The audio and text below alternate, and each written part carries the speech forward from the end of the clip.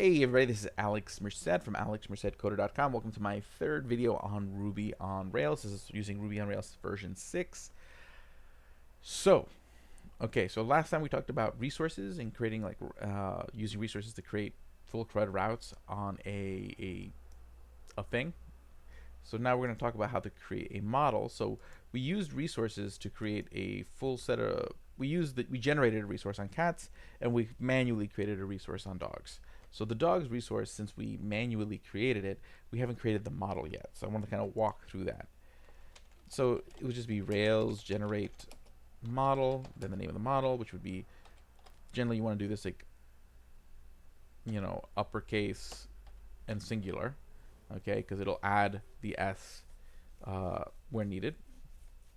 You generally want the model to be just dog, in this case for our dog's resources. And then you can actually put in the properties here, which saves you a lot of time. Okay, so I want the dog to have name, which is going to be a string. And again, what a model is, just think of it as a table in your database. So basically, everything in your program, you're going to want a record of all the individual things. So a model is a description of the thing, and every time you have a new thing, we're going to add a table in the database to keep track of all the individual things. So we're creating a definition of dog, which will create a table in our database of dogs that we can keep track of, manipulate, do all sorts of fun things. So age integer. Okay, Rails generate model dog name age integer. So if I do that, this will just generate the model file. So unlike using the resource command, it won't create the view files, it just creates, so you can see here, it created a migration file and that. So if I go to my models folder, see now there's a dog model, which is just a class, okay? It's just a class. When it sees this class, it's just going to point it to a table called dog, an appropriately named table in the database. Okay, so I don't really need to do anything else there at the moment, unless I want to add custom functions or anything like that. It has, since it's inheriting from application record. Okay, so application record is sort of the underlying sort of power engine of this. There's a bunch of functions already built in, because again, this is just how you do inheritance in Ruby. So dog is inheriting from application record. So all the functions you need are kind of already built in. Cool. Now if I go over to migrations, which is going to be in your database folder, just kind of collapse all these folders, DB. So you see a new migration files created. That one's for cats. This one's for dogs. So what this does, it says, and essentially what this does is that it's going to take a look at our database settings. So right here we have this in our database folder. Should be a db.yaml. Let me just bring that up real quick. Log storage, or no, it's in config. So in config you see database.yaml. So it's going to connect to this database based on your environment. So again, because here you have a development, a test, and a production environment, so 3 different databases. It's going to connect to the database, which by default, if you don't change the database settings, it's going to create an SQLite database in here when you migrate. SQLite 3 is just kind of a cool tool that creates self-contained databases, so that we don't have this big persistent master database running in the background like you do with like Postgres or Mongo or something like that. It's just kind of there, and it's accessed as you need it. Great for development. Could be used for deployment, but well, probably best for development. Okay, so let's see here. So these migration files again get automated. They just automate the creation of the table. So this is just saying, hey, let's create a new table called dogs, and this represents a table. So for the table, you're going to create a string field called name and an integer field called age, and we also want to keep track of timestamps. That's all it's saying. So in that case, you just run the command rails migrate, and it's going to take a look at all your migration files in your migrate folder, run any migration files that have not yet been run. If you're not familiar with how migrations work under the hood, what it's going to do, it's going to follow the commands inside the migration file, and then in a separate table, it makes a record of which migration files have been run in that particular database. So you generally want to make all your changes to the database via migration files. Don't manually make them. because it keeps track of what's happened before and after. So if you make a manual change and then you spin up a new database and run all your migration files, all your manual changes aren't captured. Okay, so always have migration files handle all your database changes. To that way, you create a new database or you decide to delete your database and start from scratch. You just hit migrate and it's just you have the same setup again. So Rails migrate. Okay,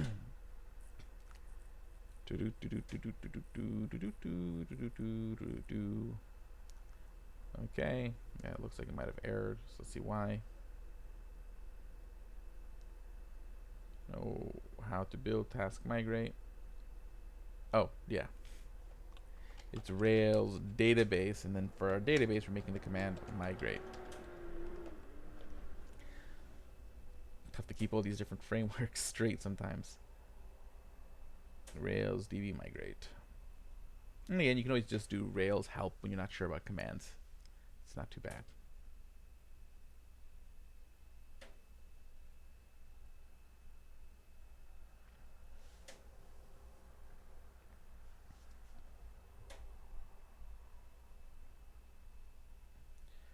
Cool. So that's been migrated. Nice. So now we have that in our database. Neat. So now we can interact with it. Okay, we can interact with the dog class. So let's just do a create. I'm just going to take a look at the create I did for persons I did in the practice project. So let's go look at our config. Oh, no, not there. It's going to be in our controllers. App controllers, persons. And here's what we did for create. So just and then we'll recreate it. Okay, so we're creating, and again, in Ruby, you have to put little markers to kind of determine whether a property is an instance property, a class property, aka a static property. I forget which symbol's which, so refer to my Ruby tutorial videos. I do go over it there. Ruby's just not my day-to-day language. Usually JavaScript is probably where I spend most of my time, followed by Go and Python. Okay, but basically we're saying, hey, we're taking the person class, and all those classes, all those functions it borrowed are class functions. So we're doing calling this new function on the person class. So we'll do that on dog. Params is how you're going to access any params, because what's going to happen is we'll create a form, and it's going to access the details of that form through params. Any query, everything is in there. Okay, when you're talking about like your form data.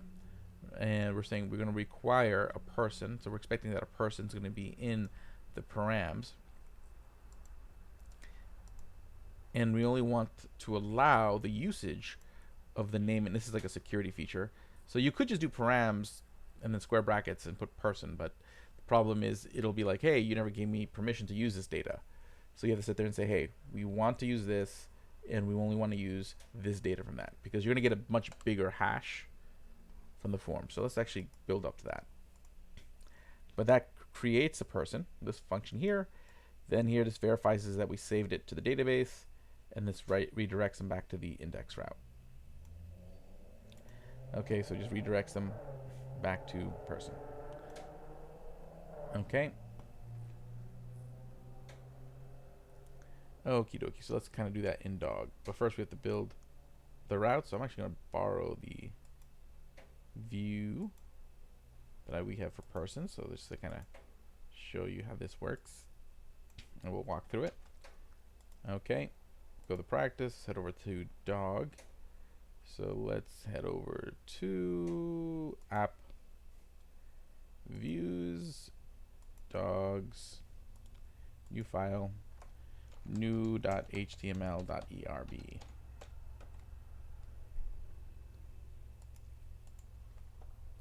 So this is going to be our view for a new dog. So we just have to change this.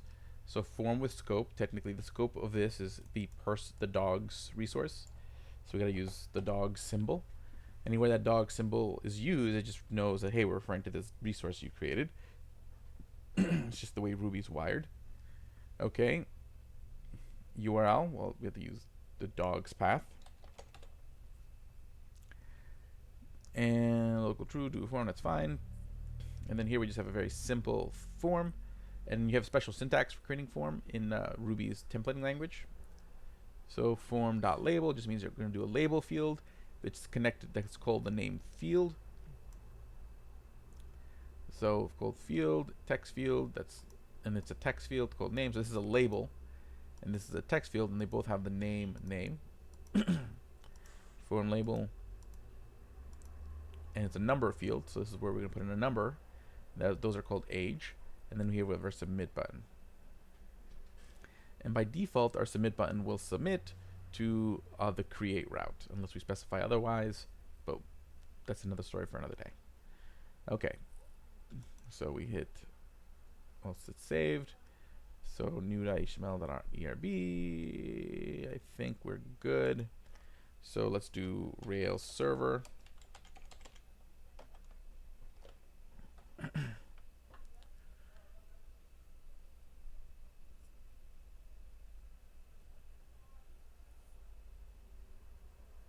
Okay, so that's going to run Rails server, and I would actually like this to we'll leave it at that for now. So let's see here, dogs. Then we're going to go to /new because we added a template for /new. Cool. Okay, and then we just do name Sparky, age 4. I hit save. It'll do a thing. And let's see if it's actually going to take us anywhere. I think let's see what it says here. Our dog, parameters, authenticity token, yada yada. So there's the dog that we created. Okay, so you can see there's the params.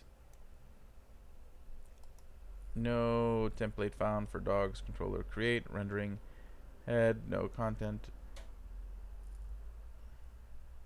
Let me go back to controllers. Let's go back to the dogs controller. Oh, okay. That's where I was supposed to put that. 1 second. Let's see. Let's go back to. So we created the template, but I forgot to add all those functions and stuff. So let's see here. Controllers, persons controller, and this. We forgot to copy this over. Copy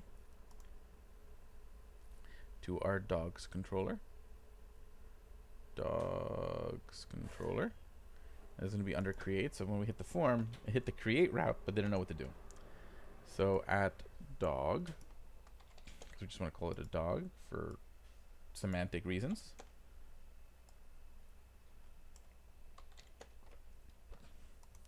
Okay, essentially this equals the new dog. Essentially, that's all this is. But because it is of the dog resource, that's why the redirect knows to redirect it to the right set of resources. Okay, so let's change this to dog because we're calling on the dog class. Dog new, calling on the dog's resource. It has to fit that sort of thing. Name, age, that's fine. Okay, and that should do the thing. But as you can see, it did get the right information. So when we submitted the form, see, that's what you get back. You get this authenticity token, and then you get the dogs. Okay, so see, it's basically saying, hey, we're looking for this dog's information that's inside the hash, and we only want to allow the name and the age variable from it. And that's what this is saying. Okay, so now that that's done, let's refresh this page. Let's create a new dog, Sparky 5. It's doing a thing. Okay, and it's looking for show. Which, yeah, I don't have a show.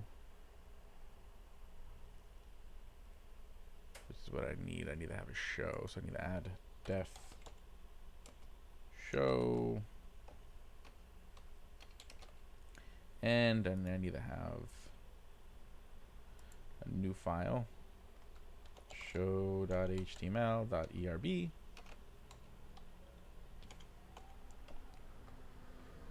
and if you're thinking, oh, basically all you have to do is just change the controller to build build an API, yeah, that's exactly what you would do. So basically, you would just create the behavior in here that'll, instead of sending you to a template, its default behavior, it'll like return JSON data to you. That's literally what you would do.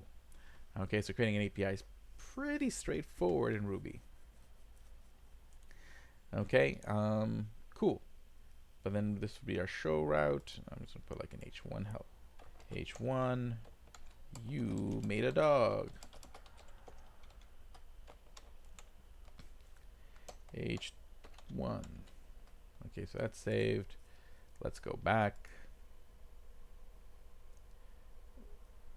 Let's refresh. Sparky 6. You made a dog. Okay, so you successfully made a dog. Because it wouldn't have happened if this line didn't succeed. This line basic checks, was the dog actually saved? It returns a Boolean. And yeah, so basically, what did we do in this video? We created a model using Rails generate model.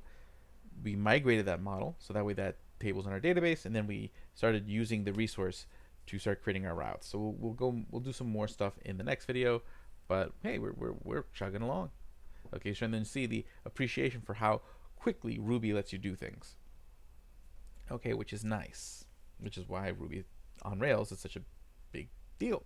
Okay, and why every language wants to have a framework like that. Like, again, Python has Django, Go has Buffalo, PHP has Laravel, that all kind of have similar workflows as far as being able to migrate, set up resources, easily set up templates, all kind of built in. So I'll see you guys later on. Have a great day and enjoy.